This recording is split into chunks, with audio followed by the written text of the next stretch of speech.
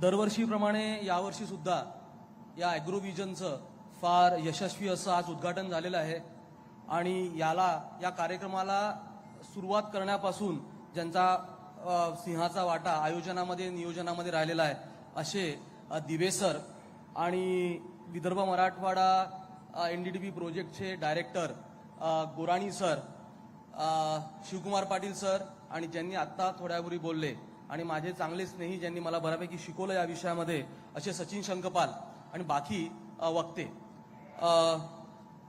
16 जिल्ह्यातनं आलेले शेतकरी बांधव, आपल्याला सगळ्यांनाही खाण्याची इच्छा झालेली आहे, पण मी आता सध्या गुराढोरांच्या खाण्याबद्दल बोलणार आहे.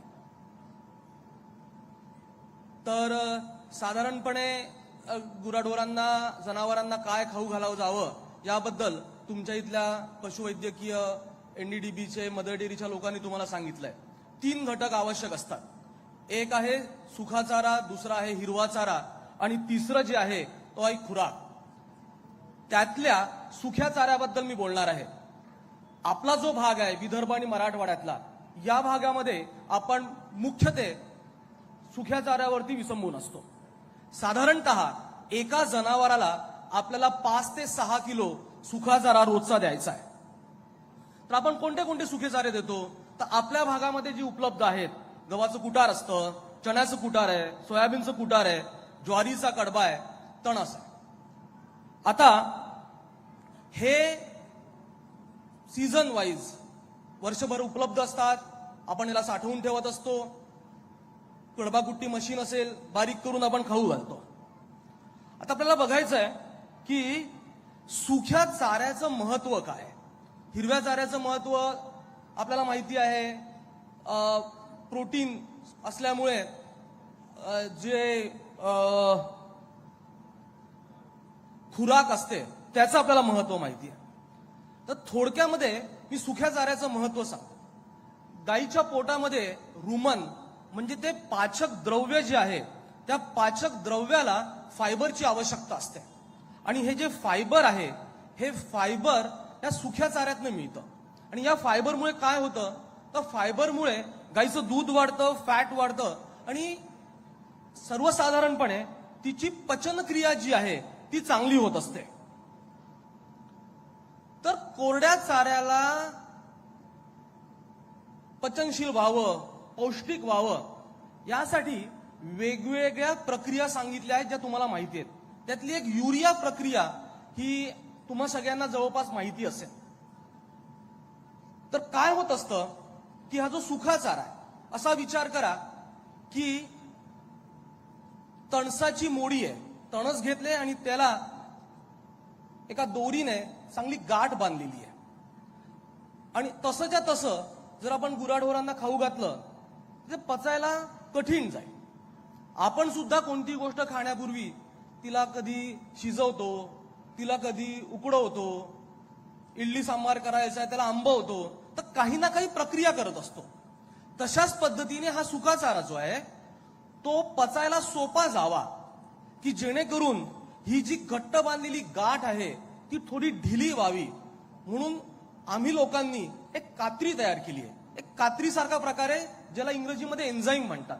आणि हा जो एन्झाईम आहे हा त्या सुख्या चाऱ्यातल्या सेल्युलोजला आणि हेमिसेल्युलोजला ढिला करत असतो आणि तो ढिला केल्यामुळे त्याच्यातले जे गुणधर्म आहेत, त्याच्यातल्या जे कार्बन आहे, त्याच्यातलं कार्बोहायड्रेट्स आहेत, ते गायीला उपलब्ध होत असतात आणि त्यामुळे पचन क्षमता वाढते, त्यामुळे डायजेस्टिबिलिटी वाढते आणि मुळात त्याचा सकारात्मक परिणाम हा गायीच्या दुधावर, गुणवत्तेवरती म्हणजे फॅट एसएनएफ वर आणि प्रमाणावरती म्हणजे दुधावरती सकारात्मक परिणाम होत असतो.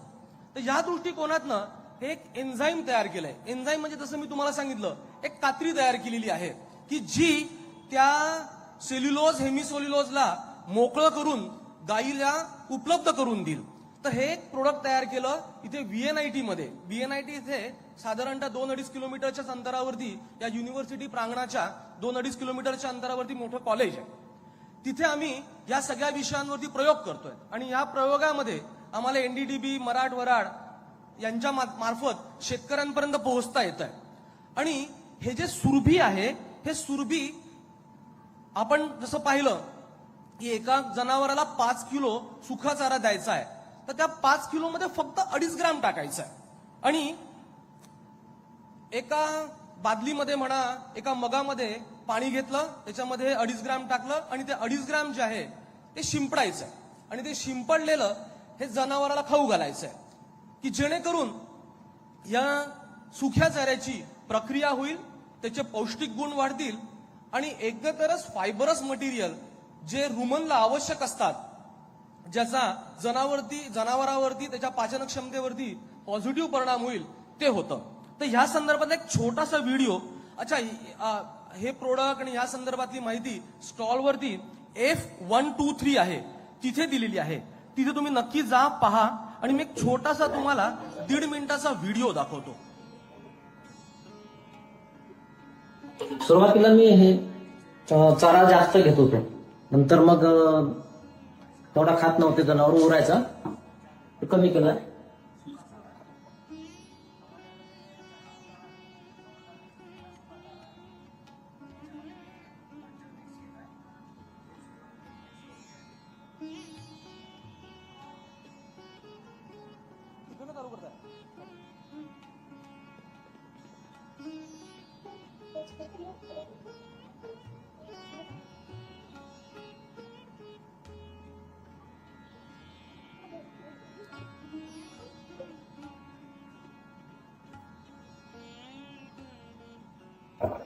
व्यवस्थित मिक्स झालेलं आहे.